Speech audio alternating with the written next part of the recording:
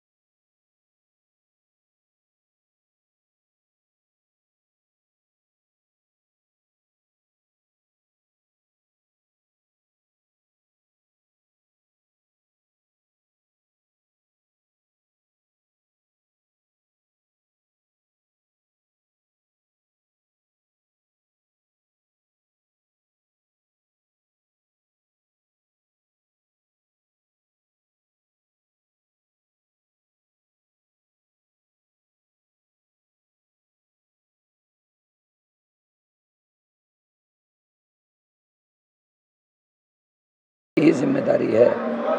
जब आम आदमी को रोका जाता है तो उनको क्यों नहीं रोका गया, तो ये उनको जिम्मेदारी माननी चाहिए। और कौन पद पर बैठा कौन नहीं बैठा ये इम्पोर्टेंट नहीं है, किसने कानून तोड़ा ये इम्पोर्टेंट है।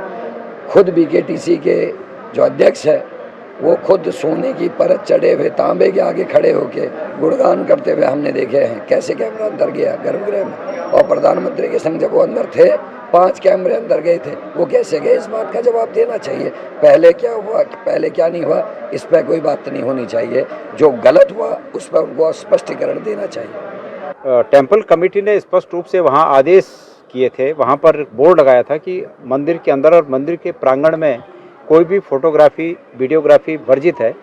तो इसके बाद उस पर ध्यान भी देना चाहिए। मैंने उसी दिन कहा था कि पता नहीं ये कब तक चलता है, ये कोई वीआईपी आएगा और फिर ये हो जाएगा। तो वही दिखा, मतलब अंदर से फिर वीडियो बाहर आने लगे, फोटो बाहर आने लगे। मंदिर के प्रांगण में बाकायदा बैठाकर वीआईपीज़ के इंटरव्यू हो रहे हैं।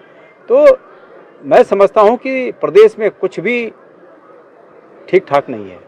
इस प्रदेश की सरकार में इतनी भी ताकत नहीं बची है कि ये हमारे पूजा स्थलों को, हमारे पूजा स्थलों का जो नियम कानून है उसका परिपालन करा सके, इतनी भी ताकत नहीं बची है। ठीक है, संख्या बल के हिसाब से उनके पास बहुत विधायक हैं, लेकिन निश्चित रूप में आज प्रदेश की जनता इस रूप में मायूस है कि उन्होंने क्या सोचा था और क्या हो गया। लेकिन बात वही है कि दांतों से छोड़कर ओंठों से नहीं पकड़ा जा सकता।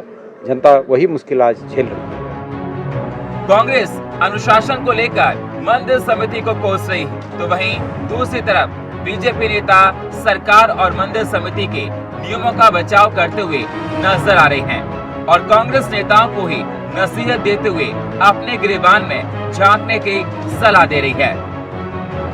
बद्रीनाथ केदारनाथ मंदिर समिति के द्वारा जो कानून बनाए गए हैं उनका मंदिर समिति अक्षरशः पालन कर रही है। अभी हाल ही में जो वीडियो वायरल हुए हैं वो गर्भगृह के अंदर नहीं लिया गया है फ़ोटो, वो बाहर से लिया गया। लेकिन उसके उपरांत भी मंदिर समिति ने तुरंत उस पर कार्रवाई करी है, एफआईआर दर्ज करी है और उस व्यक्ति ने हर्जाने की रकम भी मंदिर समिति को लौटाई है, दी है। जहाँ तक कांग्रेस के नेता का ये प्रश्न है कि भगवान श्री केदारनाथ जी में बीकेटीसी ये कर रही है वो कर रही है, उनको याद होना चाहिए कि वही बीकेटीसी के अध्यक्ष थे जो आपदा के समय जूते पहन के गर्भगृह में गए थे और पूरे प्रदेश और देश की जनता ने उनको देखा था। उत्तराखंड के चारों धामों का देश में नहीं विदेशों में भी नाम है और मान्यता के लिए ये धाम जाने जाते हैं। लेकिन धामों में वायरल होते वीडियो जहां आस्था के साथ खिलवाड़ कर रहे हैं, तो वही मंदिर समिति के नियमों पर सवाल उठा रहे हैं। सवाल ये कि आखिर कब तक मंदिर समिति आंखें मूंदे बैठी रहेगी? दोहरे नियम कब तक चलाते रहेंगे? आम इंसान के लिए नियम अलग और खास के लिए नियम अलग क्यों? अभय कैतुरा, इंडिया वॉइस, देहरादून।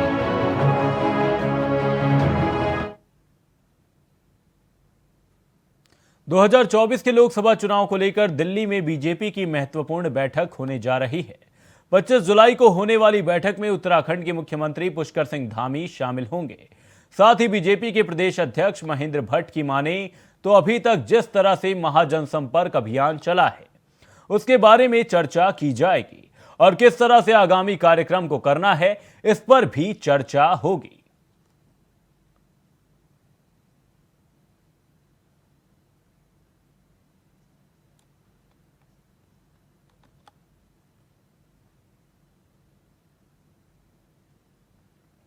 उत्तराखंड के मुख्यमंत्री पुष्कर सिंह धामी समेत बीजेपी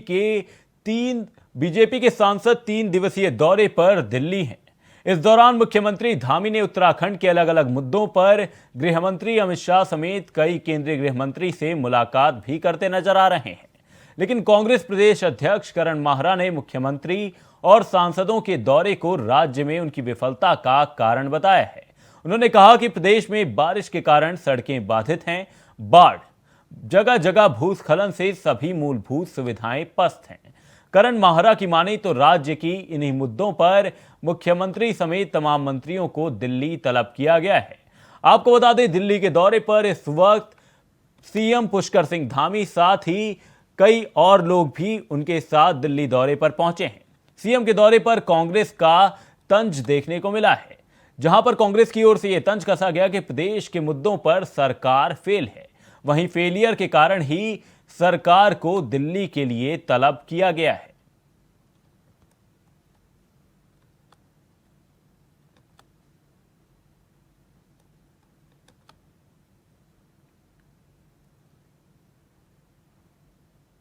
केस संभल नहीं रहे हैं।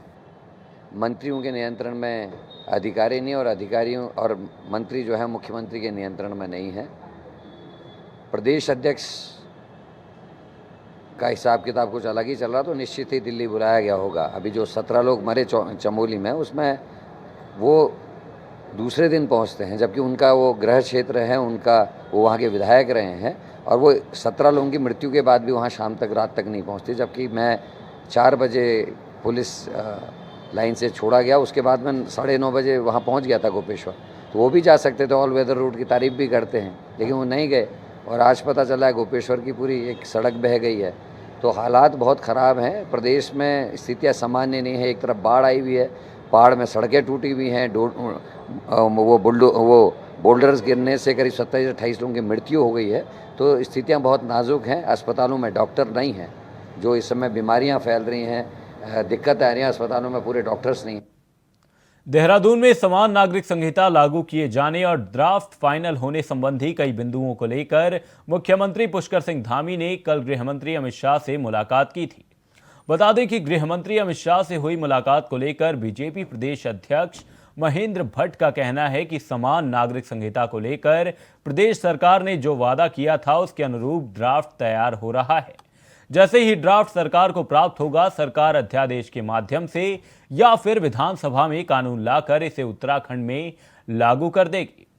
आपको बता दें, सीएम पुष्कर सिंह धामी केंद्रीय गृह मंत्री अमित शाह से मिले हैं, जहां पर दिल्ली में उन्होंने अमित शाह से मुलाकात की है। यूनिफॉर्म सिविल कोड पर केंद्रीय गृह मंत्री से चर्चा की गई है।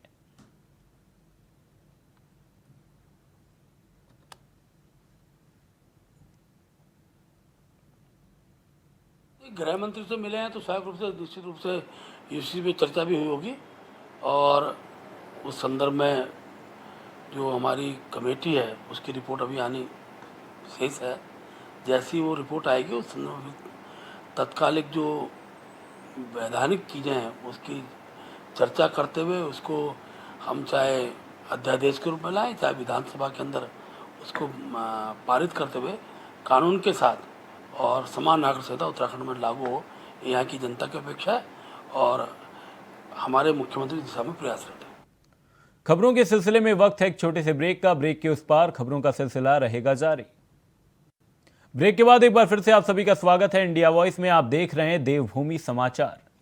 मणिपुर हिंसा और वहां पर महिलाओं पर हुए अमानवीय अत्याचारों पर पूर्व मुख्यमंत्री हरीश रावत ने सरकार पर निशाना साधा है। उन्होंने बड़ा बयान देते हुए कहा कि मणिपुर हिंसा को लेकर केंद्र सरकार वाकई गंभीर है, तो प्रधानमंत्री नरेंद्र मोदी को देश की जनता से माफी मांगते हुए मणिपुर के मुख्यमंत्री एन बीरेन सिंह तत्काल प्रभाव से बर्खास्त कर देने चाहिए, बल्कि बीरेन सरकार पर वहां के समाज को आपस में लड़ाने का दोषी मानते हुए आपराधिक मुकदमा दायर होना चाहिए। वहीं पूर्व मुख्यमंत्री हरीश रावत ने मणिपुर में हुए महिलाओं के साथ अमानवीय अत्याचार को बर्बरतापूर्ण बताया और कहा कि मणिपुर में जो कुछ भी हुआ है उसकी किसी भी सभ्य और लोकतांत्रिक समाज में कल्पना नहीं की जा सकती है। आपको बता दें, मणिपुर पर पूर्व सीएम हरीश रावत के बोल देखने को मिले हैं, जहां पर हरीश रावत ने केंद्र सरकार पर सीधा निशाना साधा है। उन्होंने कहा कि देश की जनता से पीएम को माफी मांगनी चाहिए, वहीं सीएम बीरेन को बर्खास्त कर देना चाहिए।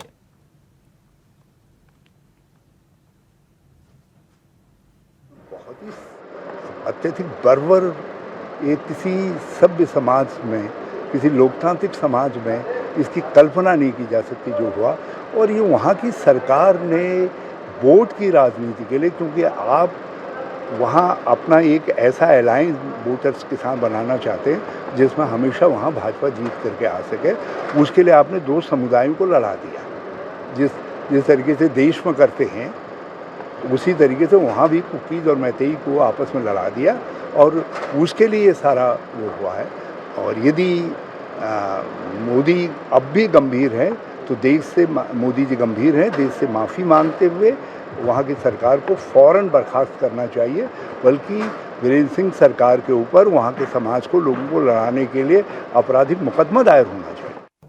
उत्तराखंड सरकार के कृषि मंत्री गणेश जोशी ने अपने कार्यालय में कृषि उद्यान विभाग की समीक्षा बैठक की।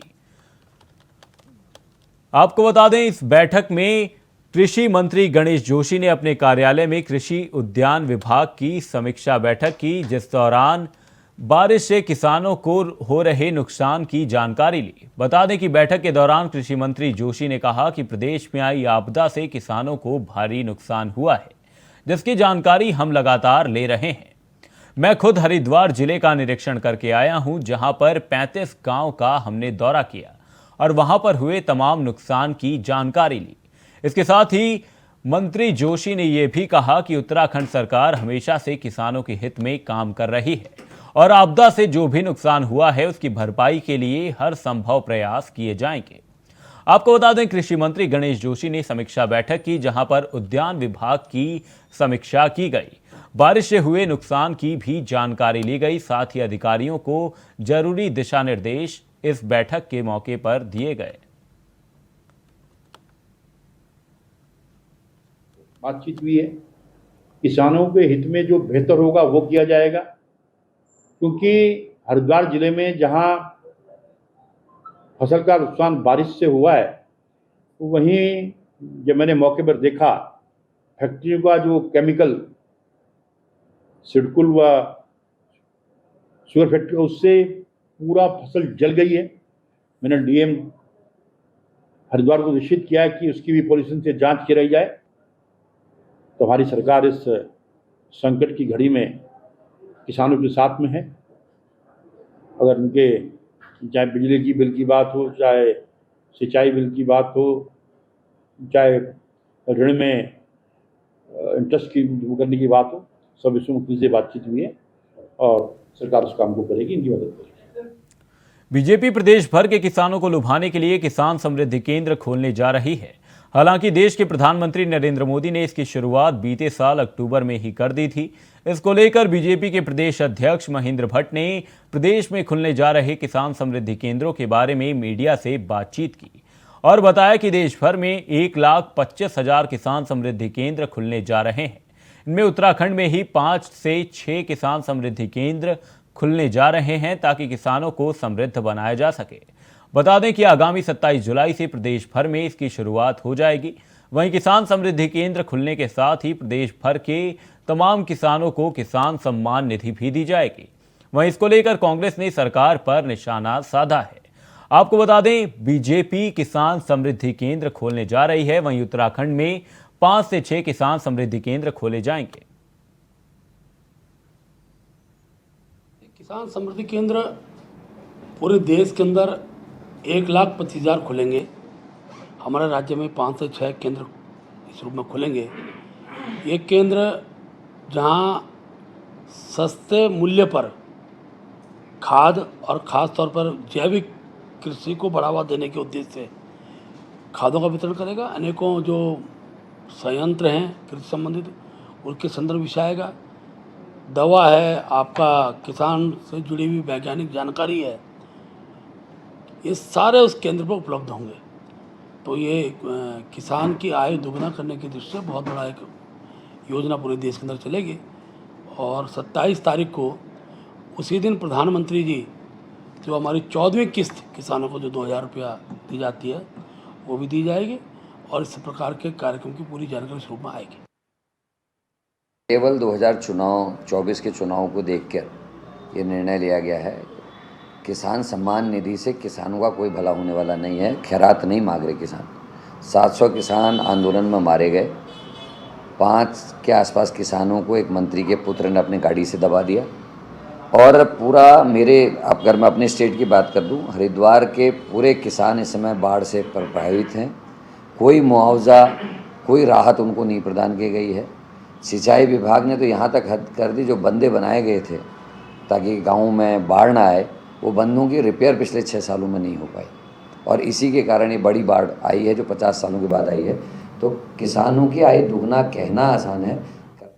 शहर में बढ़ते डेंगू के मरीजों के बाद नगर निगम और स्वास्थ्य विभाग अलर्ट होकर वार्डों में जाकर जागरूक अभियान चला रही है और वार्डों में लोगों को डेंगू के प्रति जागरूक किया जा रहा है। लेकिन नगर निगम द्वारा रखे गए आउटसोर्स कर्मचारी वार्डों में नहीं जा रहे थे, जिसके बाद नगर निगम ने स्वास्थ्य विभाग और नगर निगम विभाग ने ऐसे 15 आउटसोर्स कर्मचारियों को बाहर का रास्ता दिखा दिया है और नए आउटसोर्स कर्मचारियों को रखने की प्रक्रिया शुरू कर दी है। बता दें कि इन दिनों लगातार शहर में डेंगू के मरीज सामने आ रहे हैं, जिसके कारण स्वास्थ्य विभाग और नगर निगम विभाग द्वारा एक बैठक की गई और उस बैठक में कई बड़े निर्णय लिए गए।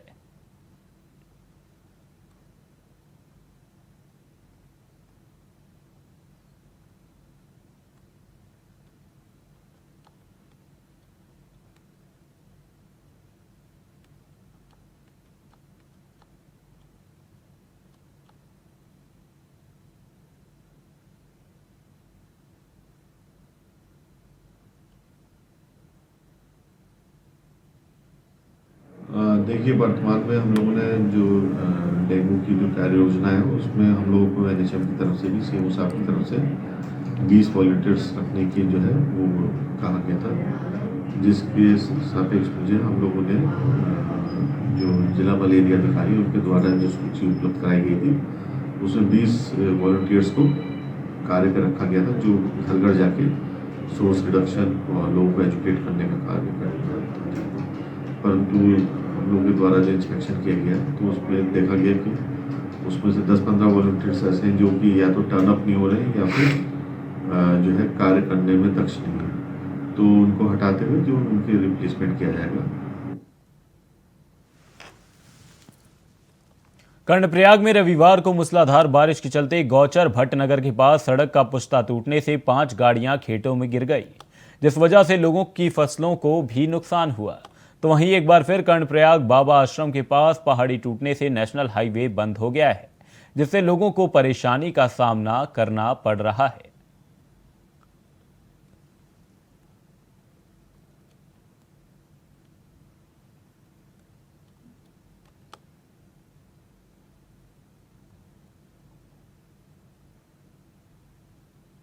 देहरादून के कुमालड़ा के पास सीतापुर में बरसाती पानी के बहाव में अस्थायी पुल क्षतिग्रस्त हो गया, जिससे नदी के दूसरे तरफ लोग फंस गए।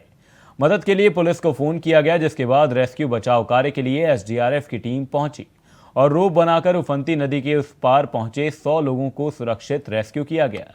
बताया जा रहा है कि पहाड़ों पर हुई तेज बरसात के चलते अचानक नदी में पानी बढ़ गया, जिसके चलते इतने लोग वहां फंस गए थे।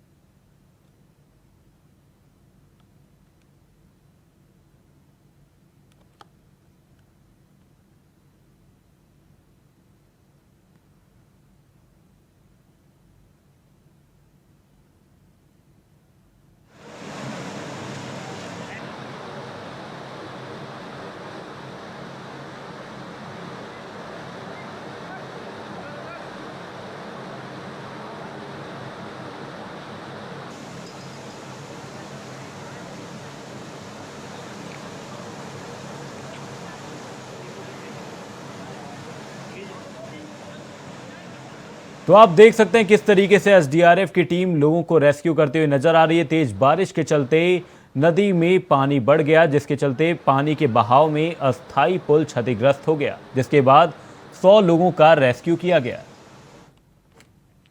25 जुलाई को दिल्ली में बीजेपी संगठन और सांसदों की बैठक होने जा रही है, जिसको लेकर उत्तराखंड कांग्रेस कमेटी ने भाजपा की होने वाली बैठक की चर्चाओं के लिए कई सुझाव दिए हैं।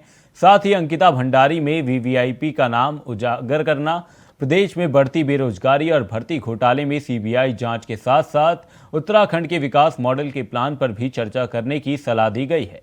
वहीं कांग्रेस प्रदेश प्रवक्ता शीशपाल सिंह बिष्ट ने उत्तराखंड के जलवंत मुद्दों पर भाजपा को चर्चा करके समाधान निकालने की बात भी कही है।